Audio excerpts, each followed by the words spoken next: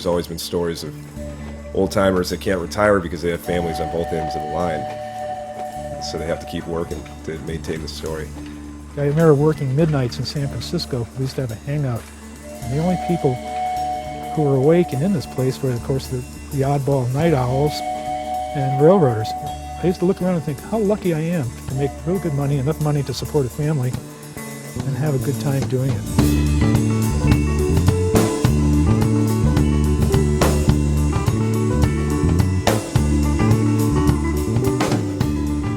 Just landscapes, seeing Mount Shasta at 2 o'clock in the morning under full moon when it's covered in snow, things like that, you don't see that in an office. My conductor is kicking off this drunk who's busy also exposing himself.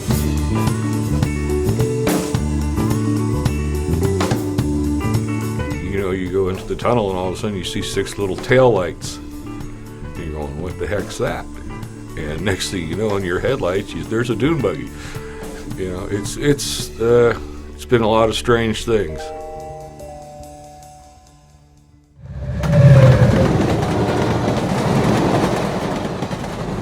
One of the things that you never forget is the sound of you hitting somebody.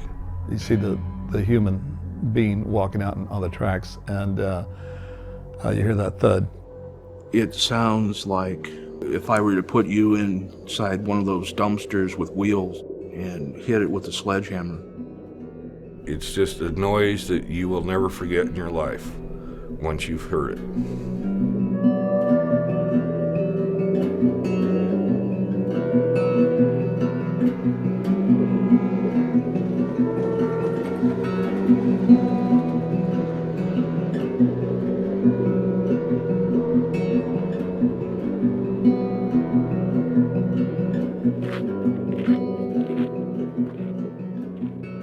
I can't tell you on a daily basis how many kids I almost hit that are playing chicken or just trespassing on the right-of-way. You'll have the gates down and everything like that, and next thing you know is here comes a kid on a bicycle.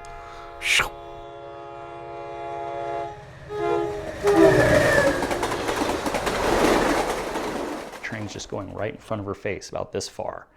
But even in the mirror, I could see her look back at her friend and give this face kind of like that. It just seemed like, oops. What do you mean, oops? You almost died. A lot of kids play chicken with trains. They think it's funny to see how long they can stand there before they step off. But what happens if they slip?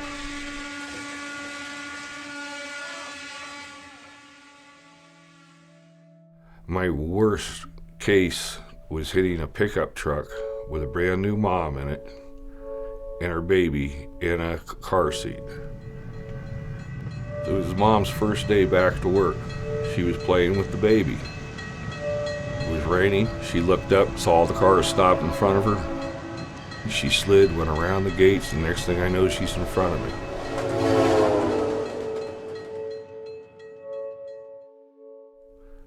When we hit the truck, the baby came flying out in the car seat and went flying by us. That was something hard to live with. We go across bridges all the time. We came around the corner and we're doing about 40, 45 miles an hour, and there, mid-span, walking towards me, is a family of 5. Dad carrying an ice chest, Mom next to him with one of the little girl's hands, and 2 littler girls in tow behind them, and they're all walking down the middle of the tracks. And they see me coming around. I immediately put the train into emergency. I knew I didn't have a snowball's chance of stopping because I was too close to them. Dad hung onto his ice chest and proceeded to run to the other end of the railroad bridge to safety. Mom was struggling, trying to gather up all her little girls to get them to safety, and they were tripping and falling, and they were scared to death, and I knew they were. And I knew before this day was over that I was going to kill one of those little girls.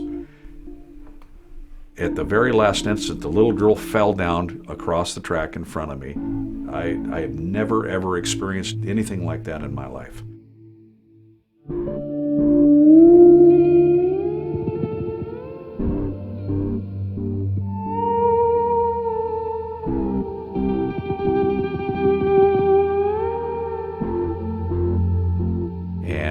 last thing I saw was Mama's hand reach out and grab the little girl and yank her to safety.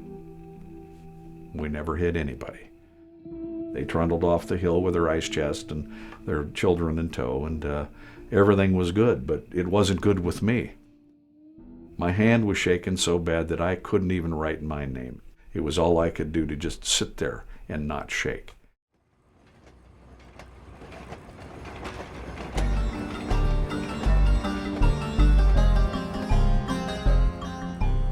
You know, the idea that the engineer can do anything to prevent these accidents is pretty ludicrous. I mean, you're operating a machine that is probably the same weight as a large apartment building at 80 miles an hour. I've seen trains that are 2 and 3 miles long. Not something you can stop on the dime. Most of the time, if somebody gets hit by a train, they're not going to make it through. But the family always comes back and sues. It's hard on everybody to have to contend with these court cases. Yeah, we had to go to a deposition and meet with their attorneys. I think it's bullshit. The lawyer asked him, "So, how does it feel to kill a child?" You know, how do you answer a question like that? It's too easy to file a frivolous lawsuit in the United States. That's the problem. Here's something that's coming at you. It's 16 feet high, it's 10 feet wide, it's got big bright lights and a blaring horn. How do you not know that it's coming? Someone defied the law and decided to sue the railroad anyhow, or the engineer anyhow, because they did something stupid. That just doesn't set well with me. And another clue that it's coming, there's tracks in the ground. And it kind of lets you know where it's going to be, and you don't want to be there when it comes. They should be able to turn around and sue the families for having been put through all the stress that they've been put through, and then see how the families like it. In most of the suicides, the people actually look up at us. Very seldom do they look away. They like to watch what's coming at them.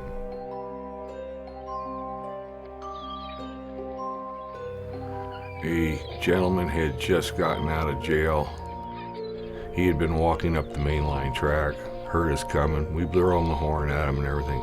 He turned around, looked at us, waved at us, and then started running with his head down at us like he was a bull.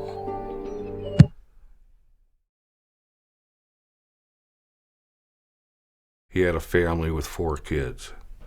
So what made him decide to do that, I have no idea. I heard the emergency brakes go on, and that's a very distinctive sound, and it's the last sound you ever want to hear when you're on the road. It's just it's a loud air sound, like an explosion of air.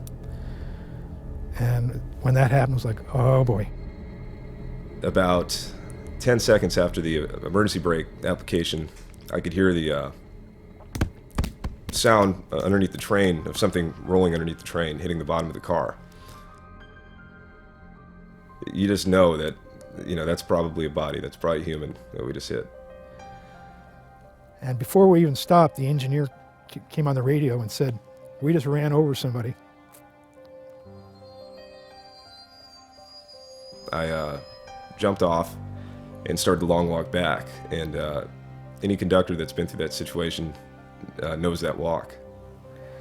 And I'm looking, everything's on the track, and I'm kind of not sure what I'm going to see.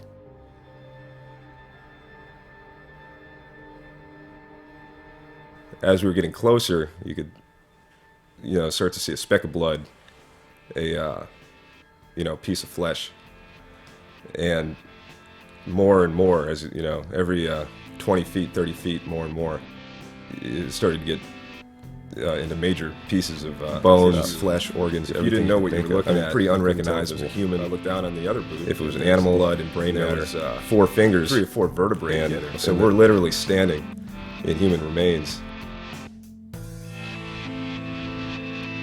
I think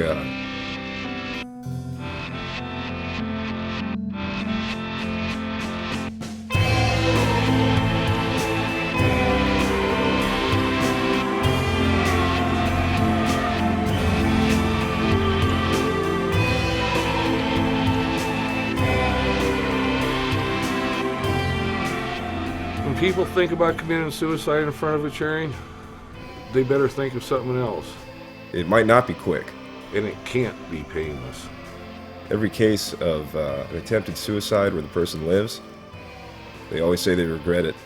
If you lay down in front of it, you literally get pressed in half. Your body's still going to be pumping blood up to your brain for a while. Blood and guts and matter splattered all over the front end of a locomotive. That's what people are going to remember of you. Suicide is a cowardly act. And he took us all down with him. I was mad. It upset me. It upset my holidays. It upset everything. I kept replaying the same incident over and over in my head. To this day, I wonder what was on that note, but I could not bring myself to go over and read it. You're making me involved where I don't want to be involved. I'm stubborn. I'm old school. I'm the macho tough guy, but I believe I pay the price for that. I think my family's paid the price over the years, whether it's anger or silence or sulking or, like I said, grabbing the bottle and self-medicating. I went and I spoke with this therapist in Folsom, and I guess it did help, but I couldn't see it at that time. And I remember going to the yard office in Watsonville and talking to the clerk and asking if he had heard anything, and the clerk said, "Oh, he didn't make it." And then it.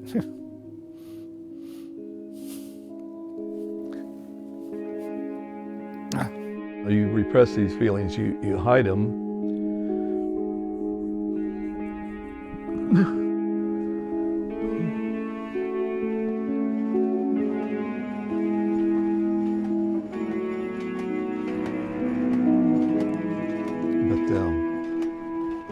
But, you just live with them.